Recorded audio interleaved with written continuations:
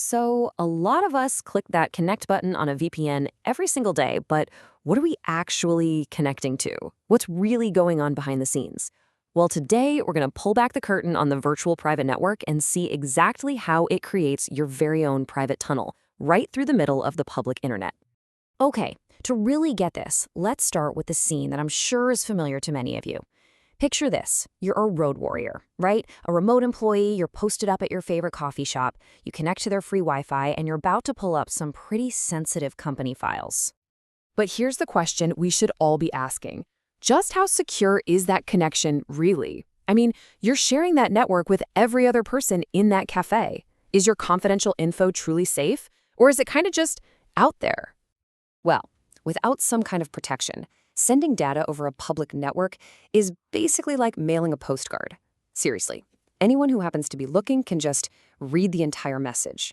We're talking passwords, emails, your company's biggest secrets. They're all potentially just sitting out there exposed. And this is exactly where the hero of our story comes in, the VPN. It's a technology that was designed for this exact scenario, giving an individual a secure, private link right back to their company's network. It literally creates your own private passage right through the chaos of the public internet. The magic behind how a VPN works is a concept called tunneling. So think of the internet as this massive public highway with everybody's traffic zipping around. What tunneling does is it builds a private, armored tunnel just for your data to travel through. Your information gets what we call encapsulated, which is really just a fancy way of saying it gets wrapped up inside other data packets, making it totally invisible to everyone else on that highway. So let's break down how that tunneling really works, step by step. First, your original data, your postcard basically, is prepared. Then it gets encapsulated, or placed inside a brand new encrypted data packet.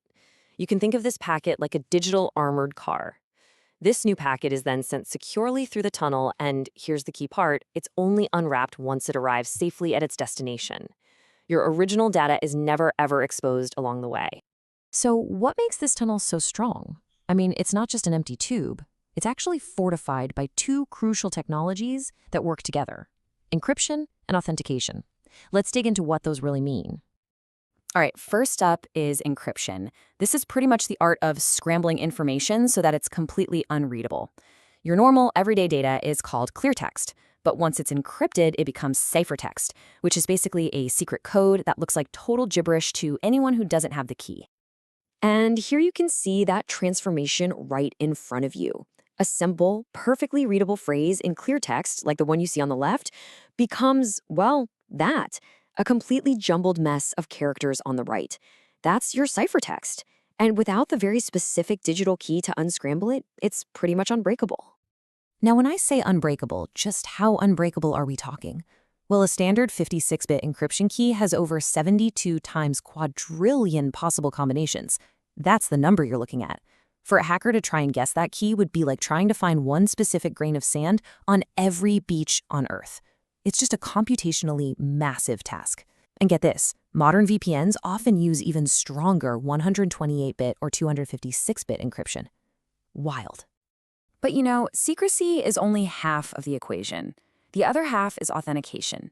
This is how the system proves that you are who you say you are, and it confirms that you're connecting to the right network, not some fake one that a hacker set up. It's all about establishing trust. Now, our coffee shop road warrior is the perfect place to start, but the use of VPN technology goes way beyond just one person connecting to a network. The same core ideas can be scaled up, like a lot. This really shows the two main flavors. What we've been talking about so far is called host to LAN, where one person connects to the main office. But in a LAN-to-LAN setup, an entire office in, say, New York can create a secure tunnel to another office in London, letting them act like they're all on one big, seamless private network. And this flexibility gives us a few different ways VPNs are used. You've got the remote access VPN for our road warrior, then you have the bigger ones like an internet VPN, which connects a company's own offices, and even an extranet VPN, which can build a secure bridge to a trusted partner or a client's network. Of course, like any piece of tech, VPNs aren't some perfect, magical solution for everything. They offer some seriously powerful benefits, for sure, but they also come with their own set of complexities and challenges you have to think about. The advantages are pretty clear, right? Great security, super flexible, and they can scale up as a company gets bigger. The disadvantages, though, are more about the nitty-gritty. Since there aren't really universal standards, trying to mix and match products from different companies can get tricky. And because you're still using the public internet, performance can sometimes be, well, unpredictable. But honestly, the biggest hurdle is just that you need some real security know-how to manage them correctly. And that quote really just ties it all together perfectly.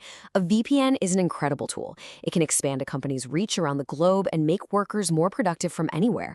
But it's not magic. It demands a true, deep understanding of security to make sure it's being used effectively and safely.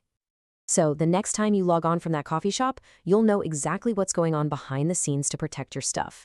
You know how that private tunnel is built. The only question left is, how will that change the way you think about your own data on its journey across the internet? Something to chew on. Thanks for joining me.